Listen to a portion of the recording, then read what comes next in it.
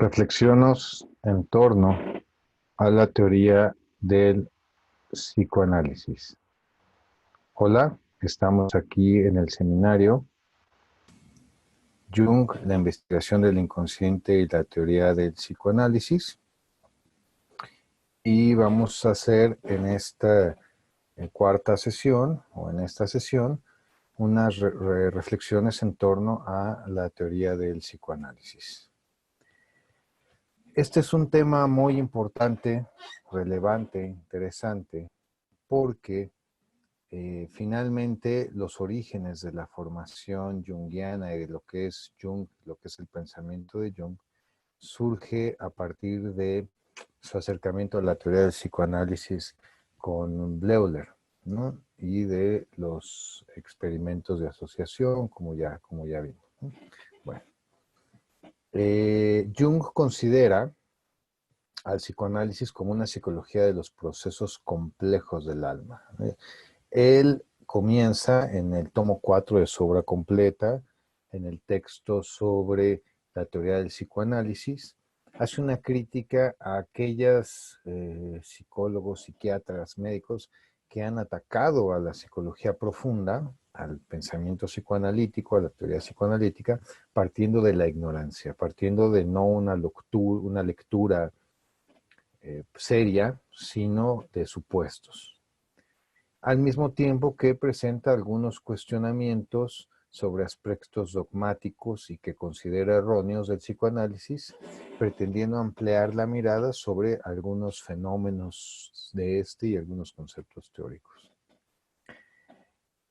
Vamos a partir, por ejemplo, de la teoría del trauma a la teoría dinámica. Menciona Jung que si bien las principales explicaciones sobre el origen de la neurosis devienen de la teoría del trauma infantil, este fue abandonado, ¿no? Freud abandona la teoría del trauma infantil al observar que muchas de las manifestaciones de los pacientes, de los pacientes histéricos, histéricas, de haber vivido alguna experiencia traumática durante etapas tempranas de la vida, eran fantasías.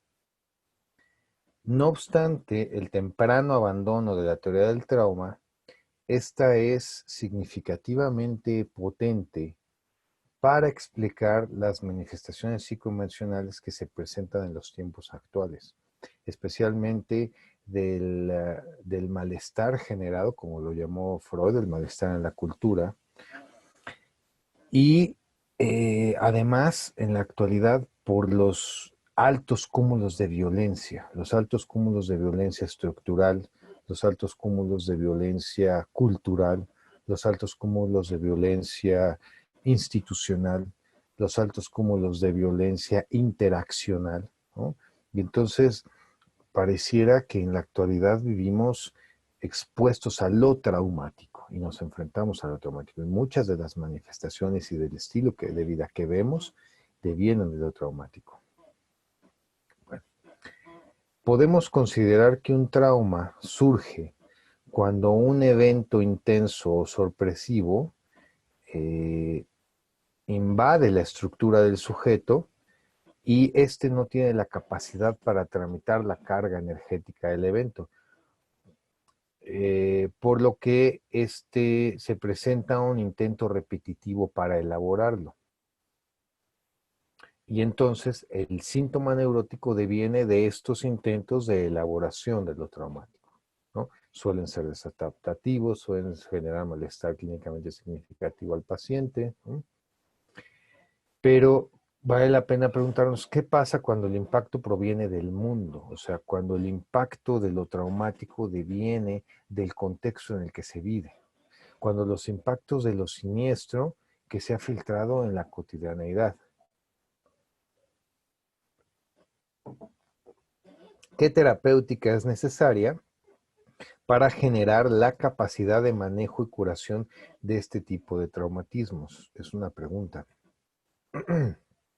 Bueno, por otro lado, si retomamos la teoría de la represión, ¿sí? Hay que entender que la represión deviene la teoría de la represión deviene del abandono de la primera teoría del trauma y considera al inconsciente como una esfera psíquica ignorada por la conciencia. Jung recalca que los contenidos reprimidos devienen de una incapacidad de recursos por parte del individuo para hacer frente a su existencia. Esto es, se presentan situaciones en el mundo y el sujeto no cuenta con los elementos para manejarlos, para enfrentarlos, y entonces los reprime y los manda a el inconsciente. Bueno, y aquí yo me pregunto, ¿es posible reprimir un concepto que deviene de lo siniestro en el mundo? ¿No? ¿De qué forma se manifestarán estas irrupciones en la conciencia? ¿No? Bueno, ahí habría que voltear a ver el arte moderno, el arte contemporáneo y las manifestaciones de grotesca violencia que estamos viviendo. Por otro lado, por ejemplo, retomando sobre la teoría de la neurosis, la neurosis sería como un intento para explicar aquellos factores etiológicos, ¿no? La teoría de la neurosis es un intento de explicación de los factores etiológicos de esta misma. Parte en primera instancia de la teoría del trauma sexual para posteriormente considerar el papel de la fantasía sobre la realidad traumática. Yo considero que resulta muy importante retomar a la luz de los tiempos actuales la teoría del trauma, ya que una reconceptualización de esta nos permitirá comprender con mayor profundidad cómo los eventos traumáticos penetran la estructura psíquica del sujeto y los efectos que esto tienen de acuerdo con la disposición interior y las características de cada quien. No todo el mundo se ve impactado de la misma forma al verse expuesto a una situación potencialmente traumática o de violencia, de exclusión, de sometimiento. La traumatización se trata de un desenvolvimiento psicológico que se manifiesta a partir de un acontecimiento potencialmente dañino y la respuesta que se da ante este. Bueno, otro elemento importante que vale la pena tener presente en la teoría del psicoanálisis es el elemento sexual de lo traumático, ya que este establece la relación directa entre el impulso de conservación de la especie y la sexualidad. Aquí se añade que las funciones y manifestaciones sexuales han ido evolucionando y madurando a partir de las designaciones filogenéticamente establecidas, ¿no? Las formas en que se manifiesta el impulso de conservación de la especie y la sexualidad van cambiando conforme ha evolucionado la especie. El psicoanálisis de Freud tiene como elemento fundamental la concepción sexual, que engloba no solo las funciones reproductoras de autoconservación de la especie, sino también aquellas relacionadas con las funciones de vida, con la nutrición y con la formación, con todo aquello que implique un crecimiento y un desarrollo. Un argumento relevante que hay que tener, que plantea Jung, y hay que tenerlo muy presente, es que, y lo cito, todas las teorías científicas no son sino proposiciones de cómo podríamos considerar y explicar las cosas y fenómenos que ocurren en el mundo.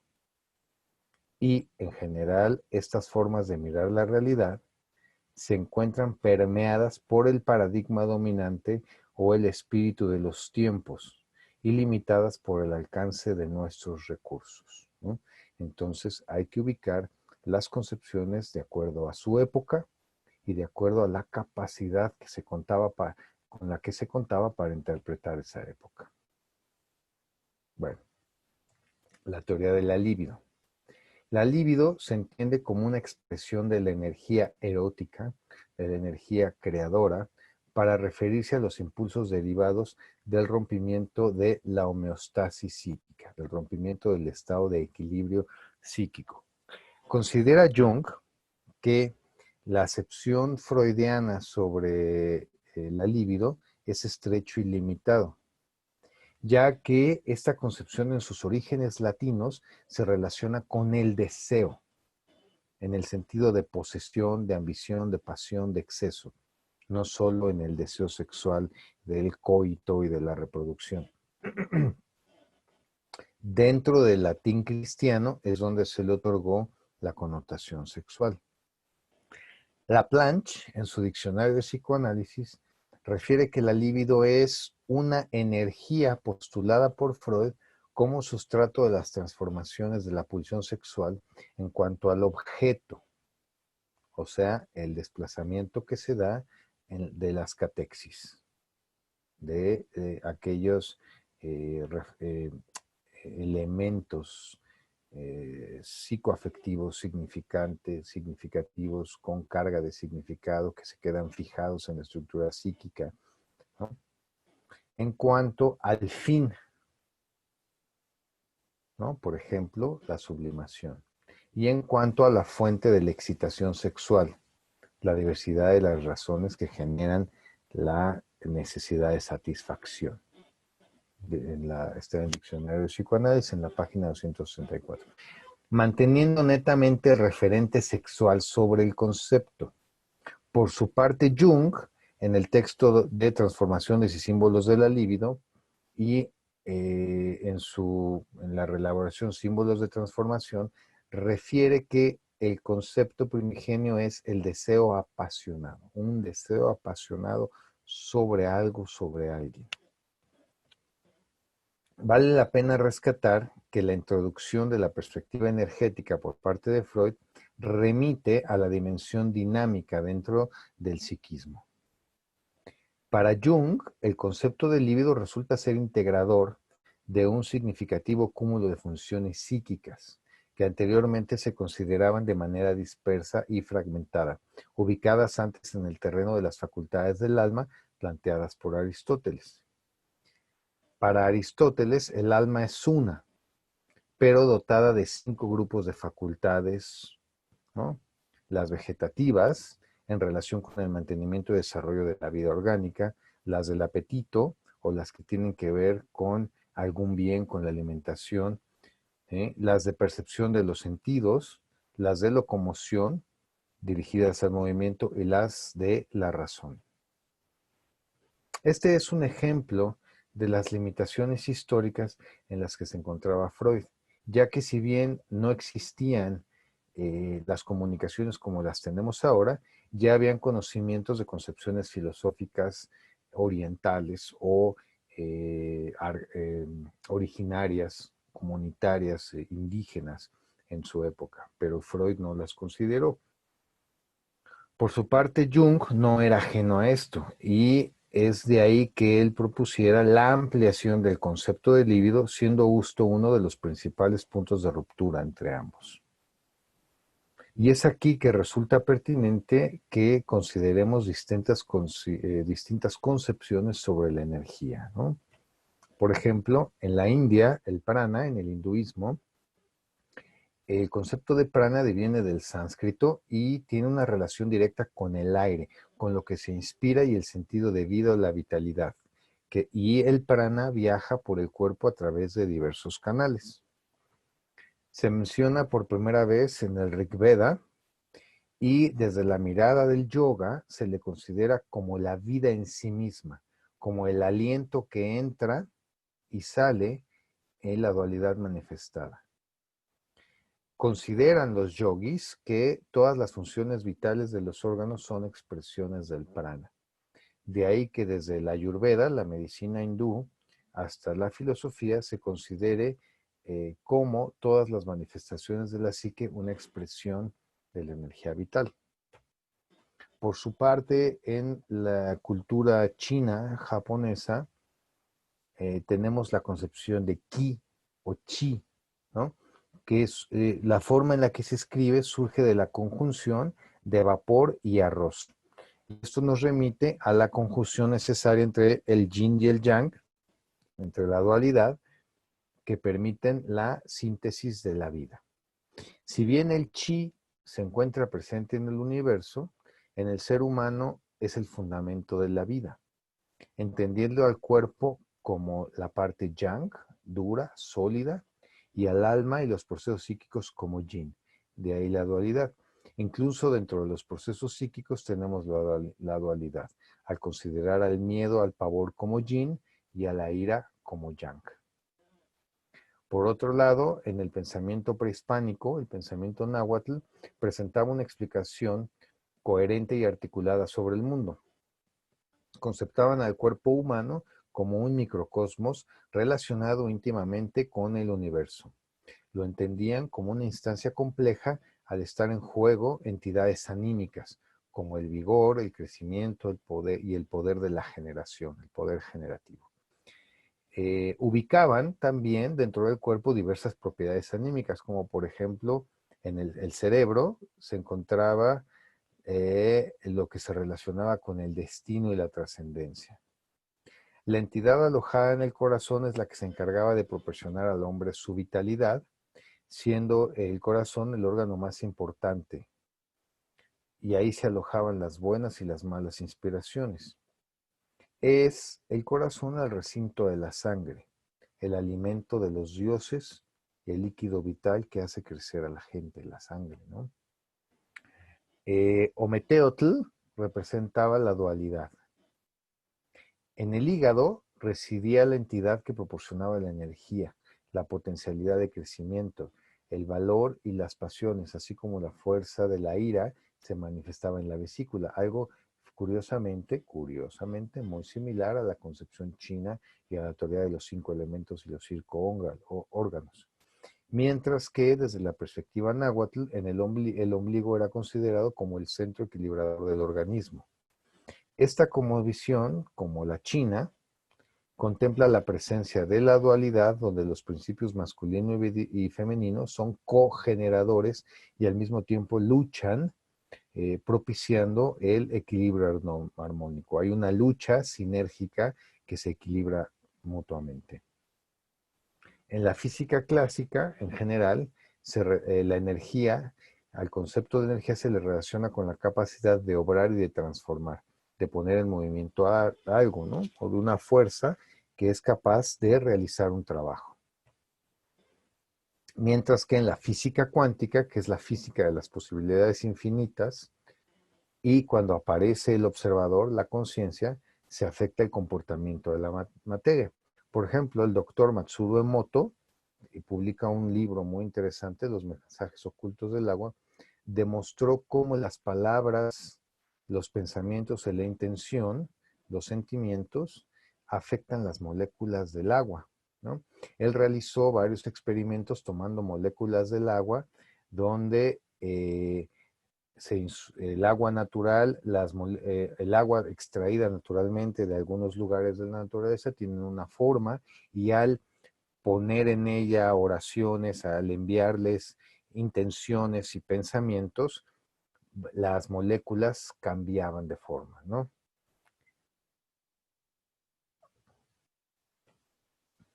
Bueno, lo anterior nos lleva a reflexionar sobre el concepto de energía y la relación de esta con la psique y el pensamiento.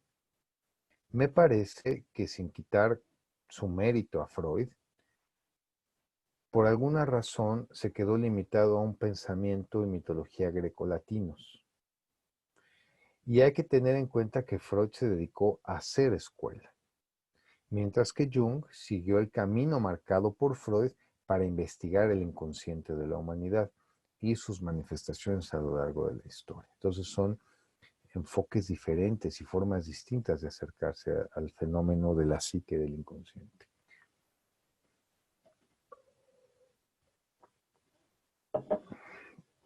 Por lo tanto, Jung propone una ampliación del concepto de líbido, con un enfoque donde la sexualidad se conforma como una manifestación de la dinámica energética del sujeto.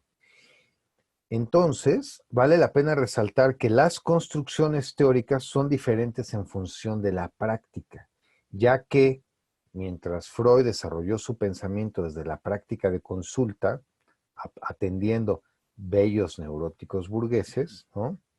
Jung laboró varios años en una clínica psiquiátrica de la Universidad de Zúrich. por lo que su trabajo analítico partió desde la institucionalización de la psicosis y las neurosis graves. Entonces, la propuesta de ampliación del concepto de libido en primera instancia y más allá de su desarrollo posterior surge de su trabajo con pacientes esquizofrénicos en el texto de la demencia precox, ¿no? Y los experimentos de asociación que realizó. Hay una diferencia entre el perfil de los pacientes que se atienden en la consulta privada con los que se atienden en las instituciones de salud mental. Son manifestaciones muy diferentes y difíciles de comparar y contrastar, ¿no? A mí me parece que la experiencia psiquiátrica de Jung le da muchas más posibilidades de manejo, de trato, de atención de los pacientes. En la clínica de Zúrich se observaron que la energía psíquica se orientaba hacia el mundo interno, tomando incluso este mundo interno más valor que la realidad. Observó Jung que los pacientes retiraban su energía psíquica del mundo, ¿no? Interet, ¿no? La intención, el interés, la voluntad, el deseo se retiraban del mundo y se iban hacia el interior. Dentro de las concepciones, por ejemplo, de las artes marciales, de la meditación budista, el taoísmo, las diversas medicinas tradicionales, las cosmogonías originarias y tradicionales, el alquimismo taoísta, la alquimia europea, se piensa que la energía vital como manifestación sigue a la mente y esta es afectada y la mente es afectada por los pensamientos y el nivel de conciencia.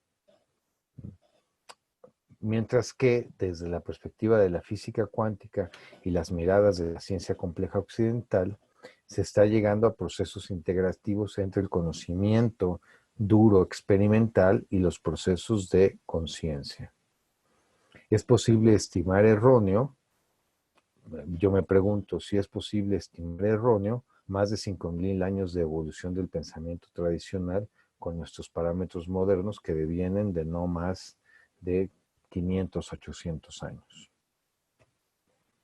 Bueno, retornando un poco al pensamiento de Jung y a la teoría del psicoanálisis, aquí hay que preguntarnos, ¿la pérdida de interés sobre el mundo en la esquizofrenia obedece solamente al interés erótico?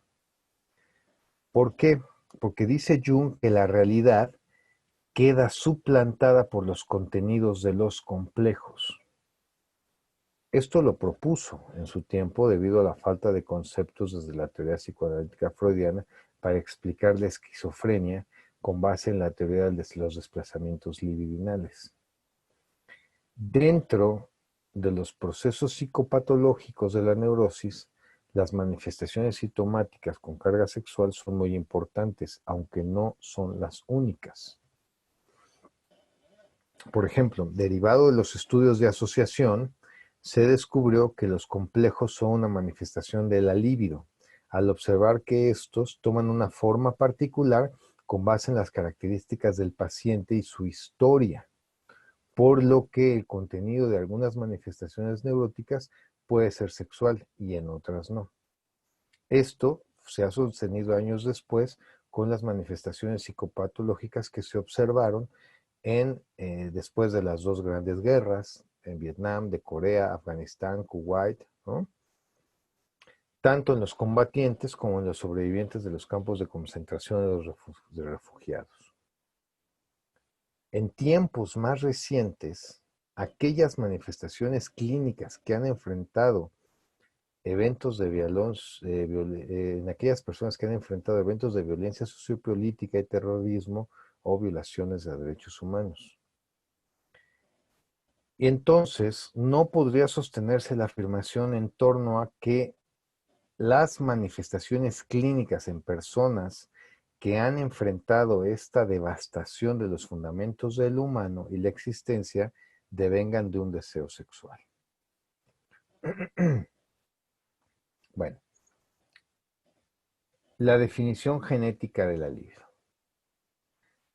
Y aquí partimos de la pregunta. La función de la realidad consiste en su parte de manifestación sexual. La función de la realidad consiste en su parte de manifestación sexual o se encuentra conformada por un cúmulo de fuerzas pulsionales múltiples y complejas. Porque tenemos que tener presente la concepción de evolución. O sea, existe un ininterrumpido impulso de vida, una fuerza que pretende la supervivencia individual y de las especies. Y entonces esta mirada coincide con la concepción de voluntad de Schopenhauer. Y dice Schopenhauer, ahí donde observamos una inmediata y primera fuerza de algo originariamente movido, nos vemos obligados a pensar en la voluntad como su interna esencia. La vida misma es manifestación de la voluntad. Jung propone entonces un cambio en el enfoque de una perspectiva formal por una perspectiva energética, congruente con la ley de la conservación de la energía, donde la energía no se crea ni se destruye, solo cambia de una forma a otra. Con un sentido de actualizar, con la intención de actualizar los conceptos, tendríamos que trascender la mirada de finales de la época victoriana, de principios del siglo XX, con un sentido más amplio. Podríamos tomar un enfoque cuántico, un enfoque holónico, ¿no? La teoría de los holones es una posición metodológica y epistemológica que postula cómo los sistemas, ya sean físicos, biológicos, sociales, económicos, lingüísticos, y sus propiedades deben ser analizadas en su conjunto y no solo a través de las partes que los componen, o sea, deben ser analizados desde una perspectiva integrativa y no analítica. Pero aún consideradas estas separadamente, se analizan y se observa el sistema como un todo integrado y global, que en definitiva determina cómo se comportan las partes, mientras que un mero análisis de estas no puede explicar la sinergia y la interacción, ¿no? O sea, cómo funciona el todo en sí mismo. El holismo considera que el todo es un sistema más complejo que una simple suma de elementos constituyentes, o en otras palabras, que su naturaleza como ente no es derivable de sus elementos constituyentes.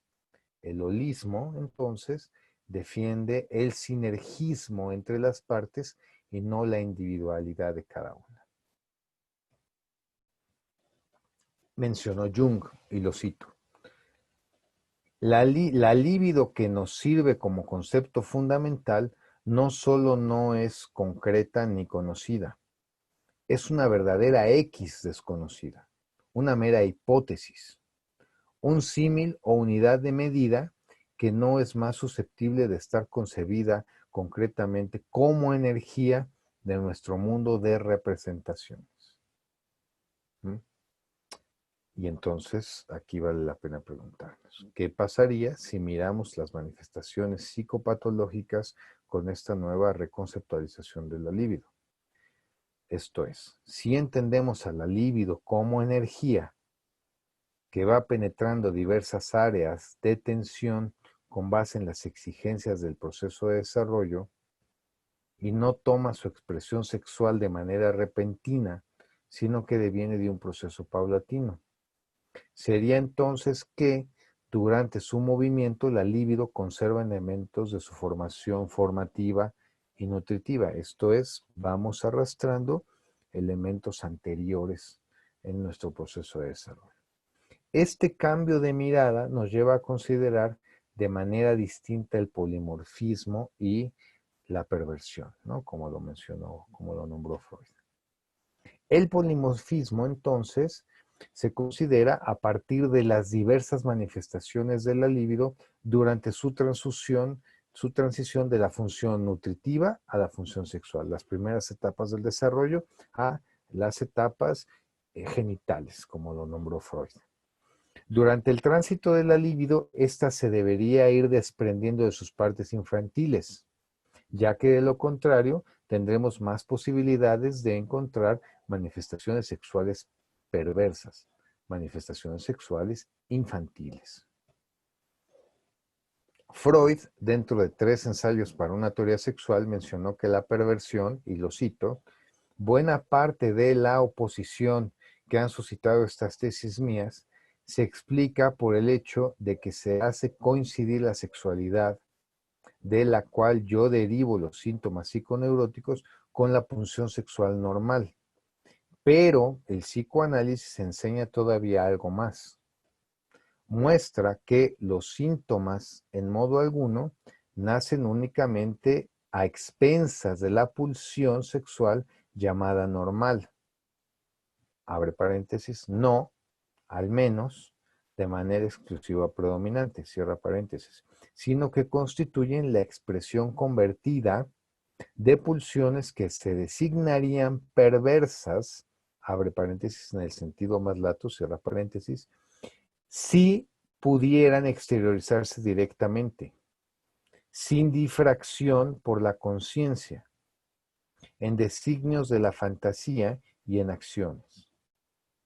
Por tanto, los síntomas se forman en parte a expensas a una sexualidad anormal. La neurosis es, por así decir, el negativo de la perversión. Cierra comillas, termina la cita, ¿no? La neurosis es el negativo de la perversión por la frustración, por la castración que surge a partir de la instauración de la ley. Por su parte, Jung señala que entendemos a la perversión como una expresión de la sexualidad infantil con manifestaciones protofuncionales, esto es, no se dan las funciones completamente desarrolladas, mantienen y dominan aspectos infantiles.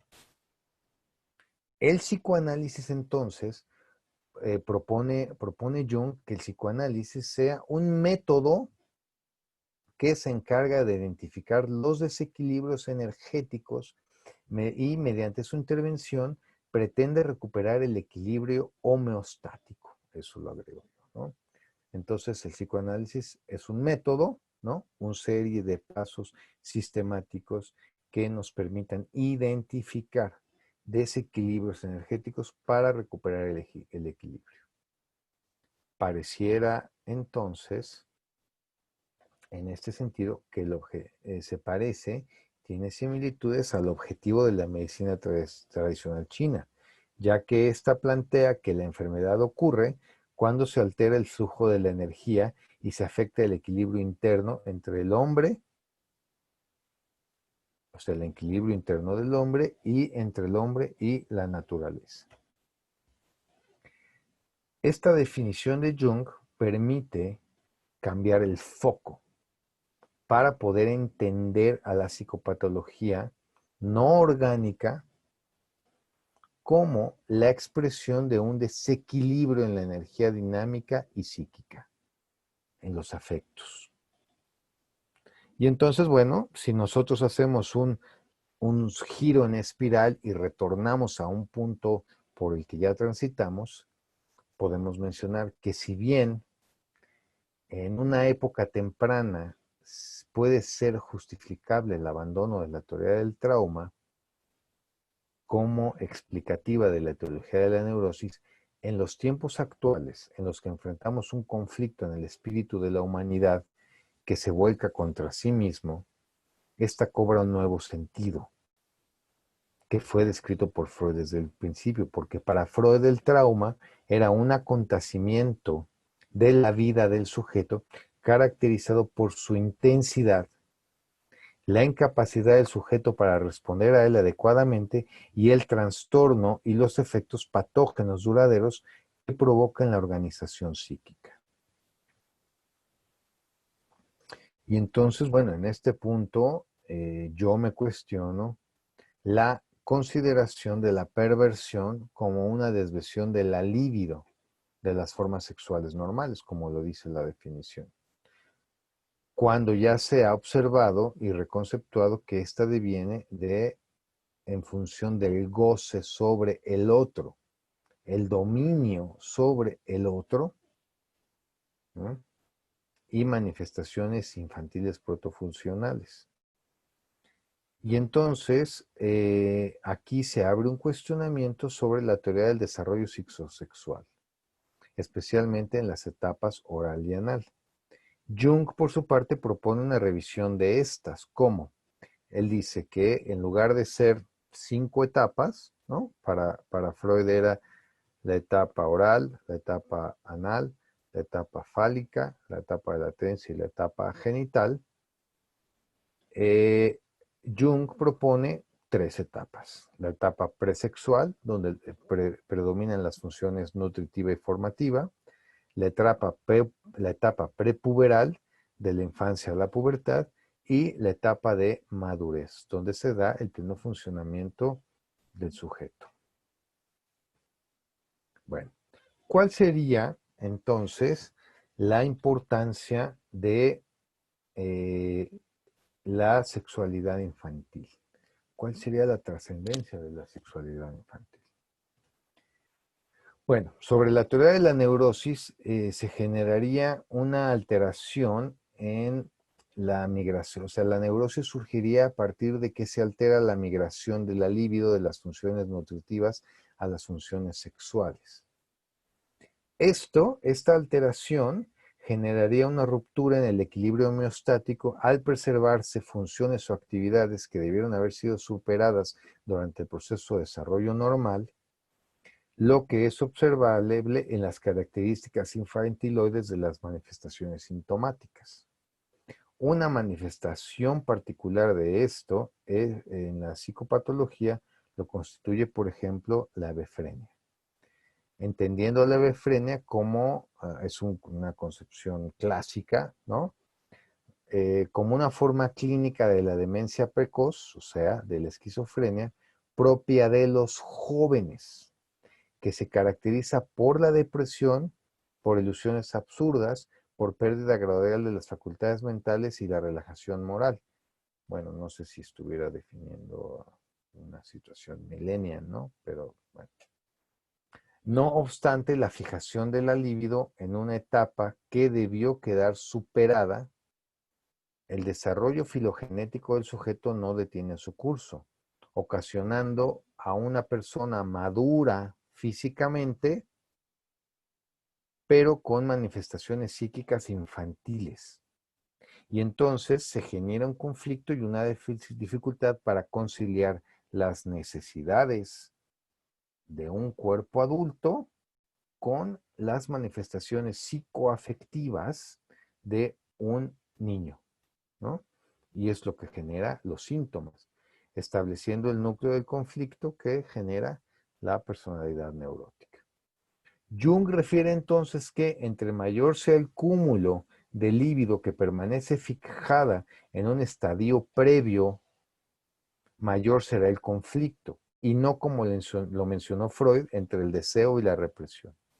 Entonces, la vivencia que resulta de mayor relevancia para generar esta ruptura entre el proceso de desarrollo físico y psíquico lo constituye la vivencia traumática, aunque no exclusivamente. Un factor relevante para el desarrollo de la psicosis funcional es la vivencia repetida de experiencias de abuso físico y emocional, como se observa, por ejemplo, en el caso de Sibyl. Ampliando nuestra mirada al contexto psicosocial en el momento histórico en que vivimos, nuestra sociedad presenta rasgos altamente infantiles, además de que este tipo de manifestaciones vacías de sentido existencial a las personas de manera cada vez más frecuentes, ¿no? El sentido de vacío existencial, de desesperanza, ¿no? De no poder funcionar en este contexto. Es inevitable entonces preguntarnos por los hechos de violencia estructural, de violencia cultural, de violencia institucional, ¿no? Y de violencia explícita y directa como el terrorismo y la violencia sociopolítica que hemos estado viviendo, por lo menos en América Latina y en México particularmente. Entendiendo estas, como manifestaciones de una crisis del espíritu humano contra sí mismo. De ahí que es fundamental que nos preguntemos, ¿será que ante la traumatización a que nos encontramos sometidos de manera global en la actualidad, es que pueden generalizarse las manifestaciones psíquicas infantiloides de manera colectiva? Considerando esto como una resistencia de la especie a la maduración, dejando atrás aspectos de una etapa previa. En este sentido, refiere Jung, y lo cito, se abren comillas, será imposible admitir que un afecto queda sepultado durante largos años, llegando a surgir luego de repente en una ocasión poco adecuada para ello, ¿no? Esta afirmación nos parece inexacta, ya que hay evidencia muy específica, especialmente después de eventos traumáticos masivos como las dos grandes guerras, como el Soja, el holocausto judío, como las dictaduras latinoamericanas, los procesos de conflicto en el Sahara, en Kosovo, en Centroamérica, en América del Sur, así como los actos de violencia y violaciones graves a derechos humanos que enfrentamos en México, la desaparición, porque la gente, para poder sobrevivir, reprime y no tiene manifestaciones de lo traumático. Y se ha visto que la expresión traumática puede expresarse 10 años después del evento. Y es entonces que, bueno, estas pueden emerger repentinamente de manera espontánea por la presencia de algún acontecimiento detonante o porque se ha dado un cambio en las condiciones sociopolíticas y ya no existen las condiciones de opresión, de exclusión, de persecución y ahora es seguro enfermarse. Hay que agradecer innegablemente a Jung, a Freud, a Adler, ¿no? A Ferenczi, a los maestros, a Jacobo de Moreno, a Eric Fromm, a todos los maestros, por haberse arriesgado a explorar más allá del espíritu y las limitaciones que les imponía su tiempo. Y si los respetamos, tendremos que honrar sus pasos y seguir su camino de exploración y llevarlo un poco más, ¿no? No son tales cosas las que determinan la marcha del conocimiento humano y no el atenerse conservadoramente a teorías cristalizadas, ¿no? Diría Jung. O sea, hay que aventurarse a caminar. Bueno, recalca Jung que el típico conservadurismo de la autoridad, así como la vanidad pueril del sabio, que quiere tener razón a toda costa, los que llevan a equivocarse. Esta falta de espíritu de sacrificio perjudica mucho más la consideración y la dignidad de la ciencia que cualquier motivo equivocado. Siempre será más constructivo y valioso plantear una pregunta errónea que no plantear ninguna pregunta. Y en este punto debemos mantener la mente abierta, el espíritu sensible y los sentidos agudos cuando nos acercamos a un paciente, ya que sería como enfrentarnos a un combate contra un tigre que nos destruirá, ¿no? O correrá para esconderse en lo más profundo de la jungla y entonces perderemos la oportunidad de aproximarnos a él. Refiere Jung que si el problema clínico que se nos presenta no es causado por el trauma que se experimenta, entonces queda claro que tenemos que buscar su etiología en el retraso del desarrollo afectivo. No quiero parecer pues necio, ¿no? No quiero neciar o parecer que estoy neciando. Pero como lo refirieron Edgar Morin, Thomas Kuhn, Manuel Castells, Sigmund Bauman, ¿no? E incluso el presidente Mújica, entre otros, que en estos momentos enfrentamos un cambio de época en el que se está rompiendo el paradigma que sostenía los referentes ontológicos y epistemológicos que servían de asidero a las ideas antes planteadas. ¿Y con qué nos enfrentamos, no? Hoy vivimos entonces una época en que la teoría de la neurosis planteada por Freud no explica plenamente los fenómenos psíquicos. Si bien es posible encontrar personas que manifiestan la neurosis clásica, hoy la teoría del trauma cobra un nuevo significado. Y entonces vale la pena preguntarnos, ¿cómo reconstruir el mundo interno ante la devastación derivada de la traumatización estructural? ¿Qué pasa con el proceso de desarrollo de una persona cuando lo que recibe de la crianza y el medio son mensajes violentos y alienantes? Cuando hereda la transmisión de desesperanza traumática de al menos una o dos generaciones.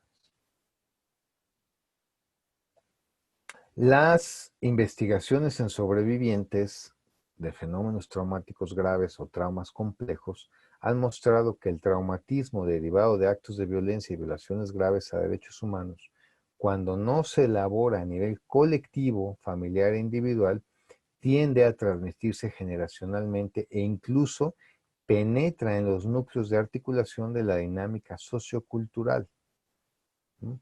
Alcanzando incluso a otras personas que no experimentaron de manera directa los acontecimientos.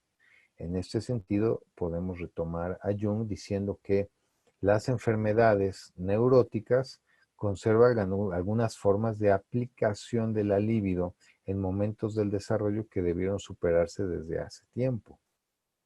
Y es entonces, por ejemplo, que se observan una manifestación exuberante de fantasías que se caracterizan por una acentuación exagerada y desprovista de un soporte objetivo. La abundancia de fantasías es una señal de aplicaciones deficientes de la libido a la realidad, ya que ésta ha quedado atrapada en un mundo onírico. Pero,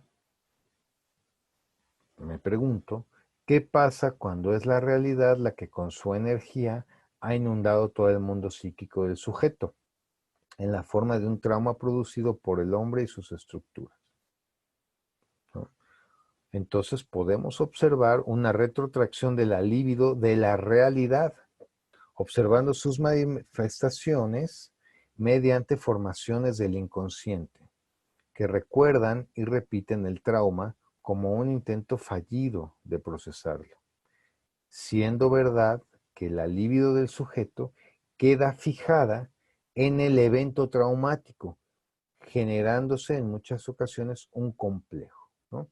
Un conjunto de representaciones que se encuentran cargadas psicoafectivamente y que se apartan de la conciencia. Obviamente no todas las personas quedan con esta fijación o tienen la capacidad para sobreponerse a la ruptura, ya que presentan cualidades de flexibilidad y recomposición que se han reconocido como resiliencia, ¿no? Y bueno, pues sería muy importante estudiar esto mucho más a fondo. Bueno, hoy, en estos tiempos violentos que enfrentamos, donde el espíritu del hombre se encuentra en conflicto y el sentido de la existencia se alinea y busca refugio de la ominosa libertad, como dijo Sartre, y la oscura siniestralidad en la hipertecnologización y la inmediatez, las preguntas que se nos plantean son: ¿qué soy? ¿Qué es el hombre? ¿Será que verdaderamente vivimos en tiempos de zombies? ¿No? Esto nos lleva a repensar de manera muy distinta nuestras implicaciones para el trabajo clínico, psicológico y psicosocial. Bueno, muchas gracias por acompañarme en esta sesión del seminario sobre la teoría del inconsciente desde la perspectiva de Jung.